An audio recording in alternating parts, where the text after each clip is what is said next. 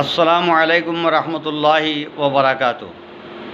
অত্যন্ত দুখেৰ সৈতে এটি দোয়াৰ আবেদন কৰিব বিচাৰিছোঁ। বৰপেটা জিলা জমিয়ত উলামাৰ সন্মানীয় সভাপতি মুফতি ৰাছিদুল ইছলাম সাহাবৰ পিতৃৰ ইন্তেকাল হৈছে বুলি ইতিমধ্যে আমি খবৰ লাভ কৰিছোঁ। বৰপেটা মেডিকেল হস্পিটেলত তেখেত চিকিৎসাধীন হৈ আছিল। মুফতি সাহাবৰ পিতৃৰ লগত আমাৰ সম্পৰ্ক আছিল, আমি কেইবাবাৰো তেখেতৰ লগ পাইছোঁ। তেখেত এগৰাকী আমানতদাৰ ব্যৱসায়ী আছিল, লগতে তেখেত দিনদাৰ, আমানতদাৰ, পৰহেজগাৰ, নেক, ভদ্ৰ, নম্ৰ আৰু অমায়িক স্বভাৱৰ ব্যক্তি আছিল।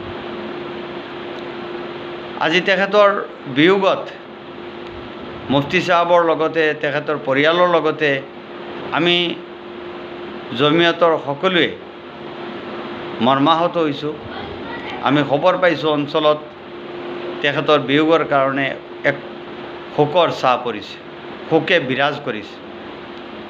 বহুত ভাল এজন ব্যক্তি আছিল, আমি বাৰে বাৰে লগ পাইছোঁ। আজি মুফতি সাহেবে কান্দি কান্দি মোক কৈছে, গতিকে মই সকলো অসমবাসী ৰাইজক অনুৰোধ জনাব বিচাৰিছোঁ, মুফতি ৰাছিদুল হক সাহাব, মুফতি ৰাছিদুল ইছলাম সাহাব এগৰাকী আলিমে দিন আৰু উচ্চ স্তৰৰ এগৰাকী মুফতি, লগতে বৰপেটা জিলা জমিয়ত উলামাৰ সভাপতি।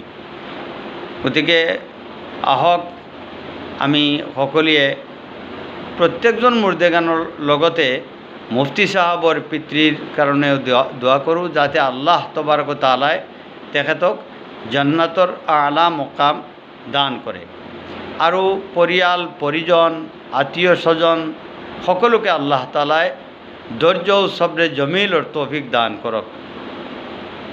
আমি জমিয়ত উলামাৰ তৰফৰ পৰা গভীৰ শোক প্ৰকাশ কৰিছোঁ, পৰিয়ালবৰ্গলৈ সমবেদনা জ্ঞাপন কৰিছোঁ।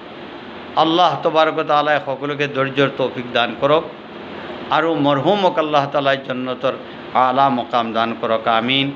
আসসালামু আলাইকুম ওয়া ৰাহমাতুল্লাহি ওয়া বাৰাকাতুহু।